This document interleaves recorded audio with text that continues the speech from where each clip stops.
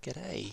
Today we're going to be taking a look at a number of important questions that I often find myself discussing with business owners. We're going to talk all about the principles behind effective advertising and marketing and how to make informed decisions as to whether you increase your marketing budget, decrease your marketing budget, or perhaps put it to work in a different field and market.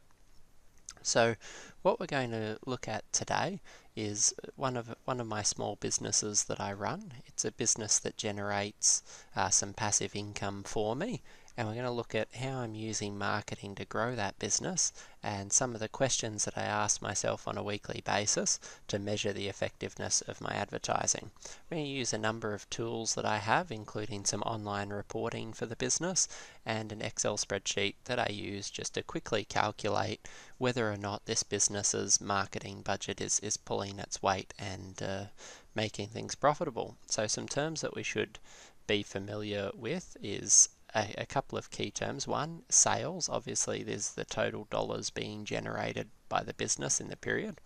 Then we have advertising spend, which is the total amount of money being spent on ads in the same period. And when we take away the advertising spend from the sales, we have our profit, because this business has no other delivery costs. Once the product is sold, there's no cost of delivery from me. It's delivered via Amazon, so there's no other cost to me in doing this business. All I have to pay for is the advertising to acquire new customers. So then we have the principle of return on investment. So this is effectively calculating what money I'm making, and the formula for return on investment is to take our profit, which we just spoke about, and to divide it by our advertising spend. Now this will show us how much money we are making over the period based on our advertising spend. So not in a dollar figure, it's going to show us a percentage that we're returning. So for example, effective investors aim for perhaps a 6 to 8% return on their investment. Warren Buffett, one of the world's most successful investors, aims for an annual rate of return of 23%. So we're going to take a look at what rate of return we're making over a week. Alright, and then we're going to look at some of our other key figures, like the cost of acquiring a customer. This is one of the key numbers every business owner should know, because how much it costs you to acquire a single customer will directly influence your business's success or failure. The cheaper you can acquire your customers, the more you'll be able to scale and grow your business. The more expensive they are, the more you will struggle. So I'll take you through some of the online reporting, and these are some of the things that I track in this particular business to get a feel for how effectively the business is operating.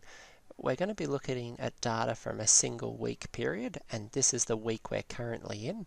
So I'm going to take you through my actual process for reviewing my ads and making sure they're profitable. This is the sort of thing that I would recommend you do in your business weekly. I'll admit I do have a brief look at this every day because I'm testing lots of things. Normally I look at it while I'm eating my breakfast, and but I have a detailed look at it once a week when I sit down on the weekend. So the sorts of things I track: obviously my revenue, the different products being sold. Now these are all books in a series, and most of the advertising is taking place on book 1, and readers then go on to read other books in the series. Now this shows my daily revenue over the 7 days. So you can see this was the highest day in the middle of the week. I also track the revenue by books. I track my revenue by market. As you can see, I'm selling books in the US on Amazon.com, in the UK or United Kingdom, in Australia, and I've just started experimenting with Canada. So I'm in 4 different markets and testing how I'm performing in each of those. Then I have some other metrics here, which I won't go into great detail here. It simply tracks where readers are coming from and how they're being bought to my different sales pages. And so, as you can see, I have an abundance of data that's being pulled by this particular program, and I use it to make all of my decisions. There's no guessing whatsoever. Alright, so the first thing we want to do, we're going to go into our return on investment calculator, and what we want to know is we want to know how much advertising spend we've had in the week. So to find that, we simply go into Facebook's ad manager, and you can see all sorts of different ads I've run. These 4 at the top are active currently. As you can see, one's my US ad, one's my UK ad, one's my Australia ad, and one's my Canada ad. And you can see the amount of money that's been spent over the course of this week. You'll see that the report is for the same 7-day period as the sales figure we were just looking at. Now, this is $215.87. That's what I've spent over the 7 days. Now, that's in Australian dollars, whereas the revenue coming from Amazon in the US is all reported in US dollars. So it's important that we get those into the same currency. So what we're going to do is we're going to take the $215.87. We're going to stick it in Google's currency converter. We can see here that $215.87 is 153 US. And so now we will take that figure and we will pop it in our spreadsheet. 153, how many cents was it? 153 and 18 cents. So we'll pop that in. So that's our ad spend. Now we need to go get our total sales, and that's in our sales software, so $366.33. Okay, so now we can see 2 important figures. We can see that my profit was $212. So effectively, this business has generated $212 of relatively passive income. These books got sold regardless of what I was doing during the week. I was at work, working in my accounting practice, but these books continue to get sold by my automated Facebook ads and then delivered seamlessly by Amazon. So $200 a week of relatively passive income at present, but more importantly, the return on investment. So for every dollar I spend, I'm getting that dollar back plus another $1.38, or in other words, I'm making 138% return on my investment. Okay, so I get my money back plus 138%. So I'm doubling everything I put in, plus a bit. So not bad. For every dollar I put in, I get back $2.30. So I cover my cost and I get $1.30. And when you think about 138% as a return on investment figure, it's pretty impressive, particularly when you compare it to other things like shares, dividends, and property investments, particularly even over a short period of time. So it's proving to be highly effective form of income generation. And this is what you'll often hear me say, advertising doesn't cost you money, it makes you money. And this is what I mean by that. Done effectively, each time you spend money profitably in advertising your business, it's generating more business than the money it's costing you. So it's only making you money, not costing you money, provided you have the reporting in place and you're testing it to make sure it's effective. Now, the other figure we want is to find out how many new customers we've acquired in this week. So if we look here, there's 2 different essential figures here. So we sold 50 of book 1, so we know that it's obviously 50 new customers. Everyone that bought book 1 is a new customer. No one bought 3 copies of book 1 for themselves. That makes no sense. So we know that we've got 50 new customers, but Amazon also delivers these books through a subscription program called Kindle Unlimited. Now this is a little bit harder to track, as it just shows you how many pages have been read. And as we can see here, it's 14,711. So we put that in up here. And because I know that my book has roughly 260 pages in it, I can divide 14,700 by 260 to get another 56 customers here. So, just bear with me for a minute. Alright, so we've got 50 of book 1 and then 14,711 pages read. That tells us that we are generating, in the last week we got 106 new customers, which is great, and that each customer cost us an average of $1.44. So that's not a bad customer acquisition cost, given that our profit each time we sell a book is roughly $2.70. So our cost of acquiring customer is cheaper than our profit margin on the product, which is key. We go into this in a lot greater deal in our online course, but if you can get your cost of customer acquisition lower than your profit on the sale of that product or good or service, then you are on the way to being able to make great money and scale that business.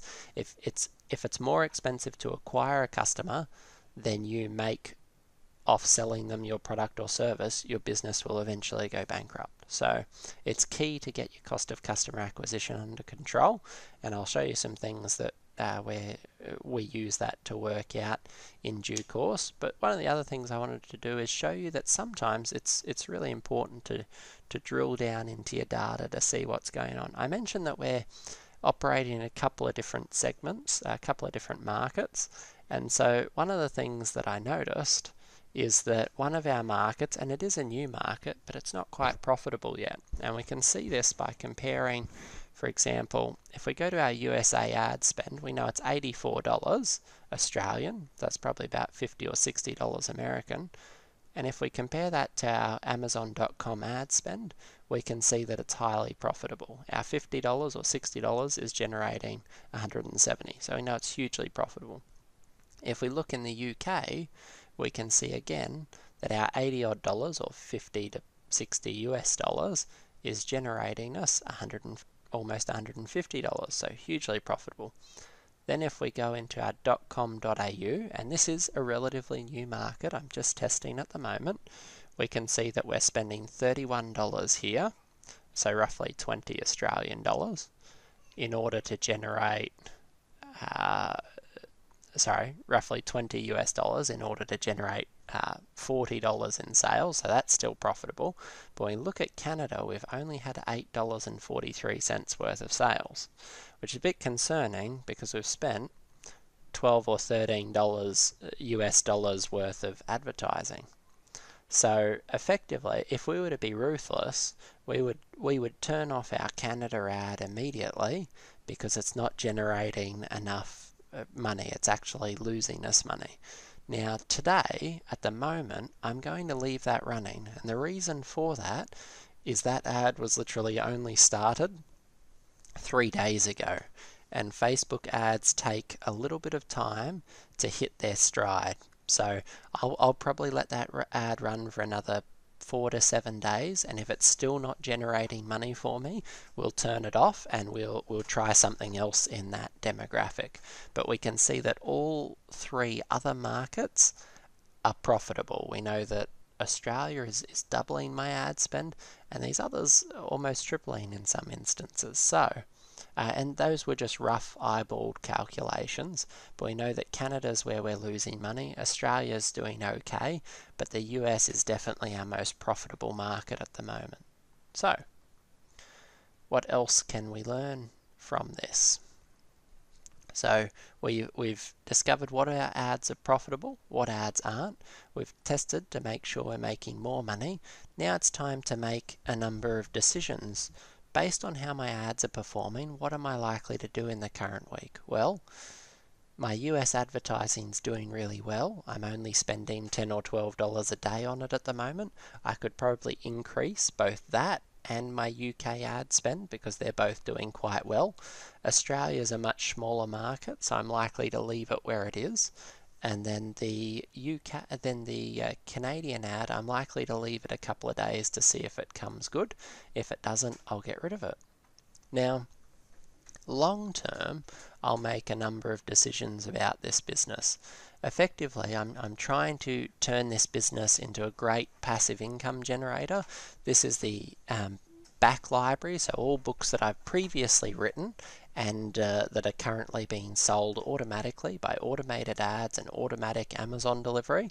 But I can also make this a very viable business by scaling it up. So right now, I know that I'm effectively making money and finding 100 new customers a week. If I scale that out for the year, by timesing it by 52, I know that I've, oh, whoops, misclick there. If I multiply it out, so the number of customers a week times the number of weeks in a year, I'm getting roughly 5,500 customers a week. Oh, sorry, a year. My goal for this business is to create a readership of 10,000 highly engaged fans that are happy to buy any book I write. So I can see based on this that it's going to take me at least 2 years, perhaps, to acquire all of the customers I'm looking for. Now, obviously, I'm happy to grow beyond that, but my reasoning is that if I can find 10,000 active fans, or active readers, right, 10,000,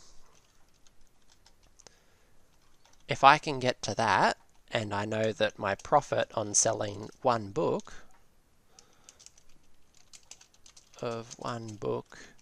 equals $2.70, I know that every time I write a book, I will make 10,000 by $2.70, or $27,000. I've also been working in the background to increase my productivity and get to the point where I can write one book a month. So one book a month equals 12 books a year, so 27,000 by 12 is 324,000 a year, which is a pretty healthy income for anybody, but particularly healthy for a secondary business that I run. So that's my long-term goal. Okay, and it's important that every business have long-term goals that you're working towards. I know that not every reader I find here will eventually be one of my 10,000. I know that. There'll be people who buy one book, hate it, and never buy another book. But over time, I'm moving towards that 10,000. I'm making money while I go, and I'm increasing my productivity so I can get to my one book a month production rate. This year will be my first attempt to produce pretty much 12 books in a single year, so I'll be able to know whether I can actually effectively hit this, even doing this around my full-time employment. So I'm putting everything in place to work towards this long-term plan, but then I'm measuring my progress weekly to ensure I'm staying on track and making money. So this is just one of the series that I have. I actually have 2 different series, as you can see. The other series is humming along quite nicely as well. It's actually killing it, so it's twice as effective as the other series at the moment. But as you can see, I'm using those, generating passive income, and then investing the passive income back into the business to pay for more marketing to continue to grow and scale the business. So that's how I've control my advertising. It's how I use my advertising results to make strategic decisions. And it's how I use a simple tool, and this video is less than 20 minutes long, so in less than 20 minutes we've been able to look at our long-term goal, and we've been able to see what sort of progress we're making towards it and how long we can expect before we get there. Now, there's always going to be interruptions and things that happen to deter or distract or delay you, but as long as we keep moving forward in the right direction, we will eventually get to our goal. So I hope you found this video useful. It's how I make my decisions with my advertising. It shows you some of the power of social media advertising, and we'll dig more into that in future videos.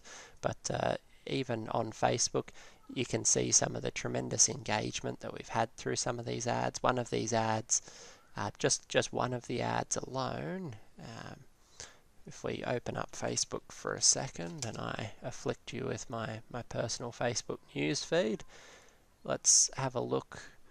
We don't have to go long down my newsfeed to find a bundle of people interacting with my ads. See, a lot of these notifications are based on my ads.